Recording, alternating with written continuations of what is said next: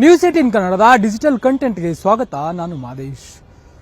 Kadugodi police ಠಾಣಾ ವ್ಯಾಪ್ತಿಯಲ್ಲಿ ನಡೆದಿರುವಂತಹ 5 ವರ್ಷದ ವೆನ್ನೆಲಾ ಎಂಬ ಮಗು ಕೊಲೆ ಪ್ರಕರಣಕ್ಕೆ ಸಂಬಂಧಪಟ್ಟಂತೆ ಸಾಕಷ್ಟು ವಿಚಾರಗಳು ಹೊರಗಡೆ ಬರ್ತಿದ್ದಾವೆ.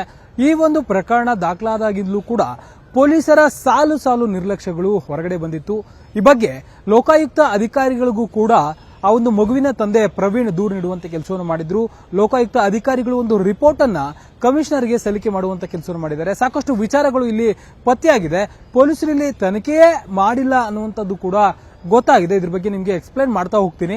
ಅದಕ್ಕೂ ಮುನ್ನ ನಮ್ಮ ನ್ಯೂಸ್18 ಕನ್ನಡದ ಸೋಷಿಯಲ್ ಮೀಡಿಯಾದ ಪೇಜ್ಗಳನ್ನ ಫಾಲೋ ಮಾಡಿಲ್ಲ ಅಂದ್ರೆ ಫಾಲೋ ಮಾಡಿ. ಅಂದ್ರೆ ಎಕ್ಸ್ ಆಗಿರ್ಬೋದು, ಮತ್ತೆ ಇನ್ಸ್ಟಾಗ್ರಾಮ್ ಆಗಿರ್ಬೋದು, ಮತ್ತೆ ಫೇಸ್ಬುಕ್ ಅನ್ನ ನೀವು ಫಾಲೋ ಮಾಡಿ. ಅಲ್ಲಿ ಇಂಟ್ರೆಸ್ಟಿಂಗ್ ಮತ್ತೆ ಎಕ್ಸ್ಕ್ಲೂಸಿವ್ ಕಂಟೆಂಟ್ ಗಳನ್ನ ನೀವು ಪಡಿಬಹುದು, ನೋಡಬಹುದು.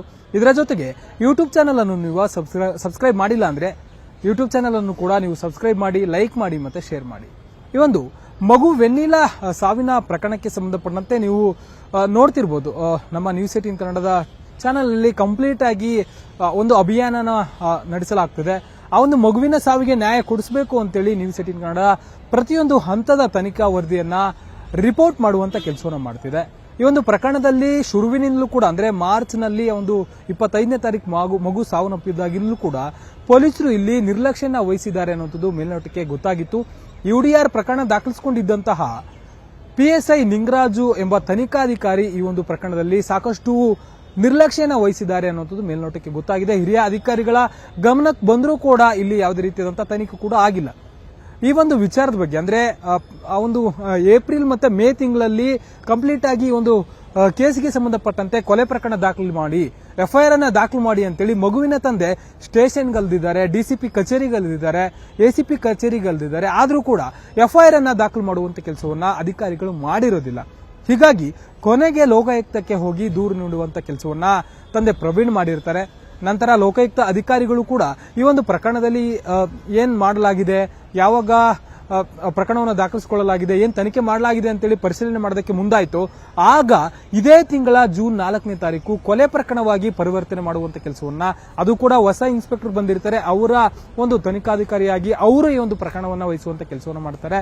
ಈ ಹಿಂದೆ ಇದ್ದಂತ ಇನ್ಸ್ಪೆಕ್ಟರ್ ರಂಗಸ್ವಾಮಿ ಏನಿದ್ದಾರೆ, ಕಾಡುಗೋಡಿ ಇನ್ಸ್ಪೆಕ್ಟರ್, ಅವರು ಈ ಒಂದು ಪ್ರಕರಣದಲ್ಲಿ ನಿರ್ಲಕ್ಷ್ಯ ವಹಿಸಿದ್ದಾರೆ ಅಂತೇಳಿ ಈಗಾಗಲೇ ತನಿಖೆ ವೇಳೆ ಗೊತ್ತಾಗಿದೆ. ಇದರಲ್ಲಿ ಪ್ರಮುಖವಾಗಿ UDR ಪ್ರಕರಣ ದಾಖಲಾದಂತ ಸಂದರ್ಭದಲ್ಲಿ ತನಿಖಾಧಿಕಾರಿ ಆಗಿದ್ದಂತಹ PSI ನಿಂಗರಾಜು ಏನೆಲ್ಲ ಮಿಸ್ಟೇಕ್ಗಳನ್ನ ಮಾಡಿದ್ದಾರೆ ಅನ್ನುವಂಥದ್ದನ್ನ ನೋಡಿದಾಗ, ವಿಚಾರಣೆ ಮಾಡಿದಂತ ಸಂದರ್ಭದಲ್ಲಿ ಪ್ರತಿಯೊಂದು ಹಂತದಲ್ಲೂ ಕೂಡ ಆತ ಇಲ್ಲಿ ಮಿಸ್ಟೇಕ್ಗಳನ್ನ ಮಾಡಿದ್ದಾರೆ, ನಿರ್ಲಕ್ಷ್ಯಗಳನ್ನ ವಹಿಸಿದ್ದಾರೆ ಅನ್ನುವಂಥದ್ದು ಗೊತ್ತಾಗಿದೆ. ಅಂದ್ರೆ ಯಾವುದೇ ಒಂದು ಪ್ರಕರಣ ಆದರೂ ಕೂಡ ಒಂದು ಪ್ರಕರಣದಲ್ಲಿ ಪ್ರಾಥಮಿಕ ಹಂತದಲ್ಲಿ ಸ್ಥಳ ಮಹಜರು ಪ್ರಕ್ರಿಯೆ ಮಾಡಬೇಕಾಗುತ್ತೆ, CCTV ಫುಟೇಜ್ಗಳನ್ನ ಪರಿಶೀಲನೆ ಮಾಡಬೇಕಾಗುತ್ತೆ, ವಶಪಡಿಬೇಕಾಗುತ್ತೆ, ಮತ್ತೆ ಕ್ರೈಮ್ ಸೀನ್ ಅನ್ನ ಪರಿಶೀಲನೆ ಮಾಡಬೇಕಾಗುತ್ತೆ. ಆರೋಪಿಗಳನ್ನ, ಪ್ರೈಮ್ ಸಸ್ಪೆಕ್ಟ್ ಯಾರಿರ್ತಲ್ಲ, ಆರೋಪಿಗಳನ್ನ ಕೂಡಲೇ ವಿಚಾರಣೆ ಮಾಡುವಂತ ಕೆಲಸವನ್ನು ಮಾಡಬೇಕಾಗುತ್ತೆ. ಈ ಒಂದು ಪ್ರಕರಣದಲ್ಲೂ ಕೂಡ ವೆನ್ನೆಲಾ ತಾಯಿ ಏನಿದ್ದಾಳೆ, ಆಕೆ ಪ್ರಿಯಾಂಕಾ ಮತ್ತೆ ಆಕೆಯ ಪ್ರಿಯಕರ ಮೋಹನ್ ಇಬ್ಬರು ಕೂಡ ಪ್ರೈಮ್ ಸಸ್ಪೆಕ್ಟ್ ಆಗಿರುತ್ತೆ. ಯಾಕಂದ್ರೆ ಅವರ ಬಳಿಯೇ ಅವತ್ತು ಮಗು ಇರುತ್ತೆ, ಅವರೇ ಆ ಒಂದು ಮಗುವಿನ ಶವವನ್ನ ತೆಗೆದುಕೊಂಡು ಹೋಗಿರ್ತಾರೆ, ಪ್ರೈಮ್ ಸಸ್ಪೆಕ್ಟ್ ಇರ್ತಾರೆ. ಆದ್ರೆ ಈ ಒಂದು ಪ್ರಕರಣ ದಾಖಲಿಸಿಕೊಂಡಿದ್ದಂತ ತನಿಖಾಧಿಕಾರಿ ಅವರ ಹೇಳಿಕೆಯನ್ನ ಕರೆಕ್ಟ್ ಆಗಿ ಪಡೆಯೋದಿಲ್ಲ, ಜೊತೆಗೆ ಸ್ಥಳ ಮಹಜರು ಪ್ರಕ್ರಿಯೆಯನ್ನ ಸರಿಯಾಗಿ ಟೈಮಿಗೆ ಮಾಡೋದಿಲ್ಲ, ಮತ್ತೆ CCTV ಫುಟೇಜ್ಗಳನ್ನ ಪರಿಶೀಲನೆ ಮಾಡುವಂತ ಕೆಲಸವನ್ನು ಮಾಡಿಲ್ಲ. ಸುಮಾರು ದಿನಗಳಾದ ಮೇಲೆ ಇಲ್ಲಿ ಸ್ಥಳ ಮಹಜರು ಪ್ರಕರಣ ಮಾಡುವಂತ ಕೆಲಸ ಮಾಡಲಾಗಿದೆ, CCTV ಫುಟೇಜ್ಗಳನ್ನ ಕೇಳುವಂತ ಕೆಲಸವನ್ನು ಮಾಡಲಾಗಿದೆ. ಆದ್ರೆ ಎಲ್ಲೂ ಕೂಡ CCTV ಫುಟೇಜ್ಗಳು ಸಿಕ್ಕಿಲ್ಲ. ಸಾಂದರ್ಭಿಕ ಸಾಕ್ಷ್ಯಗಳು, ಸರ್ಕಮ್ಸ್ಟಾನ್ಸಸ್ ಎವಿಡೆನ್ಸ್ ಅಂತೇಳಿ ಏನ್ ಕರೀತಾರೆ, ಅದ್ಯಾವುದು ಕೂಡ ಇಲ್ಲಿ ಕಲೆಕ್ಟ್ ಮಾಡುವಂತ ಕೆಲಸವನ್ನ ಆಗಿಲ್ಲ. ಇಲ್ಲಿ ಪೊಲೀಸರು ಟೈಮ್ ಕೊಟ್ಟಂತ ಸಂದರ್ಭದಲ್ಲಿ ಆರೋಪಿಗಳಾದಂತಹ ಪ್ರಿಯಾಂಕಾ ಮತ್ತೆ ಮೋಹನ್ ಇಬ್ರು ಕೂಡ ಸಾಕ್ಷ್ಯ ನಾಶ ಮಾಡೋದ್ರಲ್ಲಿ ನಿರತರಾಗಿದ್ರು. ಅವರು ಆ ಒಂದು ಕಾರನ್ನ ಏನ್ ಕಂಪ್ಲೀಟ್ ಆಗಿ ವಾಶ್ ಮಾಡುವಂತ ಕೆಲಸ ಮಾಡಿದ್ರು. 2-3 ಬಾರಿ ವಾಟರ್ ಸರ್ವಿಸ್ ಮಾಡಿದ್ದಾರೆ. ಕಾರಲ್ಲಿ ಆ ಒಂದು ಮಗುವನ್ನ ಕೊಲೆ ಮಾಡಲಾಗಿದೆ ಅನ್ನುವಂತ ಮಾಹಿತಿ ಲಭ್ಯ ಆಗಿತ್ತು. ಅಂದ್ರೆ 24ನೇ ತಾರೀಕು ರಾತ್ರಿ 7:30ರಿಂದ 8:30 ಸುಮಾರಿಗೆ ಇಂದಿರಾನಗರಕ್ಕೆ ಹೋಗಿದ್ದಂತಹ ಇಬ್ಬರು ಆರೋಪಿಗಳು ಮಗುವನ್ನ ಕರೆದುಕೊಂಡು ಹೋಗಿರ್ತಾರೆ.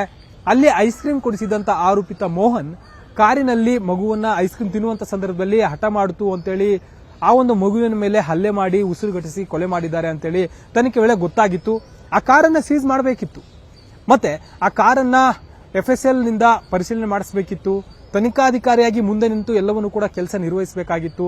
ಮತ್ತೆ ಅಲ್ಲಿ ಘಟನಾ ಸ್ಥಳಕ್ಕೆ ಹೋಗಿ ಅಲ್ಲಿ ಆ ಒಂದು ಐಸ್ ಕ್ರೀಮ್ ಅಂಗಡಿ ಏನಿದೆ ಅಲ್ಲಿಯೇ ಸಿಸಿಟಿವಿ ಫುಟೇಜ್ಗಳನ್ನ ತೆಗೆದುಕೊಳ್ಬೇಕಾಗಿತ್ತು. ಮತ್ತೆ ಅವರು ಉಳಿದಿದ್ದಂತಹ ವಿಲ್ಲಾ ಏನಿದೆ ಅಲ್ಲಿನ ಎಕ್ಸಿಟ್ ಮತ್ತೆ ಎಂಟ್ರಿಯ ಸಿಸಿಟಿವಿ ಫುಟೇಜ್ಗಳನ್ನ ಪಡಿಬೇಕಾಗಿತ್ತು.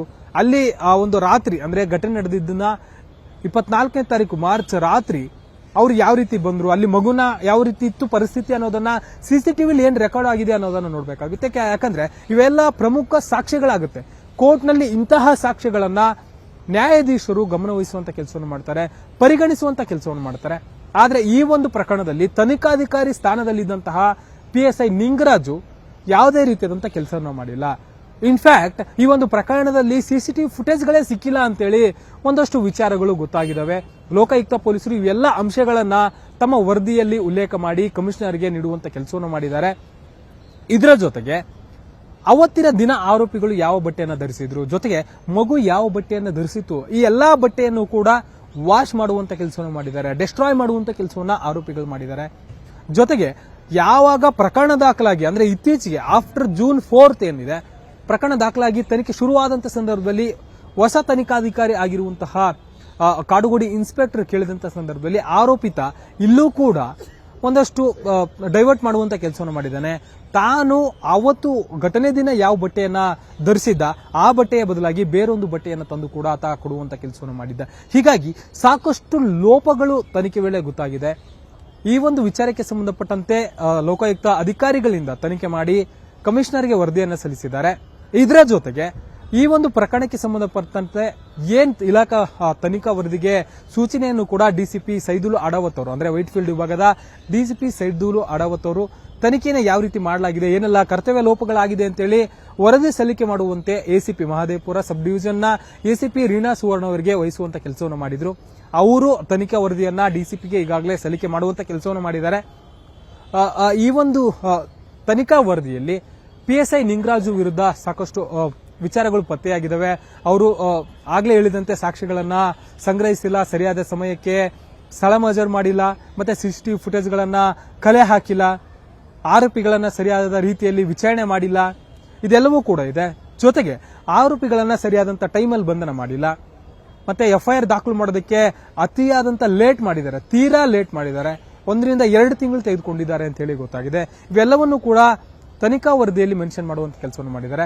ಇದೆಲ್ಲವನ್ನು ಕೂಡ ಸೂಪರ್ವೈಸ್ ಮಾಡಬೇಕಾಗಿದೆ ಅಂತ ಠಾಣಾಧಿಕಾರಿ ಈ ಮುಂಚೆ ಕಾಡುಗೋಡಿಯ ಇನ್ಸ್ಪೆಕ್ಟರ್ ಆಗಿದ್ದಂತಹ ರಂಗಸ್ವಾಮಿ ಅವರು ಕೂಡ ಇಲ್ಲಿ ನಿರ್ಲಕ್ಷ್ಯ ಮಾಡಿದ್ದಾರೆ ಅಂತೇಳಿ ಅವರ ವಿರುದ್ಧವೂ ಕೂಡ ರಿಪೋರ್ಟ್ ನಲ್ಲಿ ಉಲ್ಲೇಖ ಮಾಡುವಂತ ಕೆಲಸವನ್ನು ಮಾಡಲಾಗಿದೆ. ಇಲ್ಲಿ ತನಿಖಾಧಿಕಾರಿ ಮತ್ತೆ ಆತನ ಅಸಿಸ್ಟೆಂಟ್ ಮತ್ತೆ ಕಾಡುಗೋಡಿ ಪೊಲೀಸ್ ಠಾಣೆಯ ಅಂದಿನ ಇನ್ಸ್ಪೆಕ್ಟರ್ ವಿರುದ್ಧ ತನಿಖಾ ವರದಿಯನ್ನ ಡಿಸಿಪಿಗೆ ಸಲ್ಲಿಕೆ ಮಾಡುವಂತ ಕೆಲಸವನ್ನು ಮಾಡಿದ್ದಾರೆ. ಆದ್ರೆ ಆ ಒಂದು ಸಂದರ್ಭದಲ್ಲಿ ಇದೇ ಡಿಸಿಪಿ ಕಚೇರಿಗೆ, ಇದೇ ಎಸಿಪಿ ಕಚೇರಿಗೆ ಮಗುವಿನ ತಂದೆ ಪ್ರವೀಣ್ ಓಡಾಟ ಮಾಡಿದಂತ ಸಂದರ್ಭದಲ್ಲಿ ಯಾಕೆ ಗಮನ ವಹಿಸಲಿಲ್ಲ?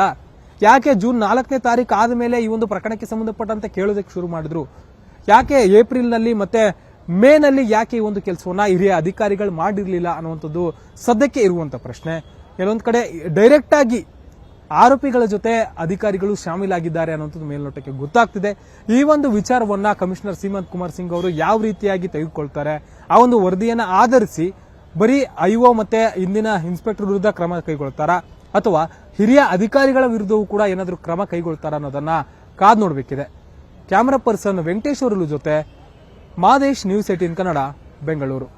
ನಿರ್ಭೀತ, ನಿಷ್ಪಕ್ಷಪಾತ, ವಿಶ್ವಾಸಾರ್ಹ ಸುದ್ದಿಗಳಿಗೆ ಮತ್ತೊಂದು ಹೆಸರಾಗಿರುವಂತ ನ್ಯೂಸ್ 18 ಕನ್ನಡ ಈಗ ಆಪ್ನಲ್ಲೂ ಲಭ್ಯವಿದೆ. ದಯವಿಟ್ಟು ಇಲ್ಲಿರುವ QR ಕೋಡ್ ಅನ್ನ ಸ್ಕ್ಯಾನ್ ಮಾಡಿಕೊಂಡು ಆಪ್ ಅನ್ನ ಡೌನ್ಲೋಡ್ ಮಾಡೋದಕ್ಕೆ ಮರಿಬೇಡಿ. ನಿಮ್ಮ ಬೆಂಬಲ ಹೀಗೆ ಸದಾ ನಮ್ಮೊಂದಿಗಿರಲಿ. ಧನ್ಯವಾದ.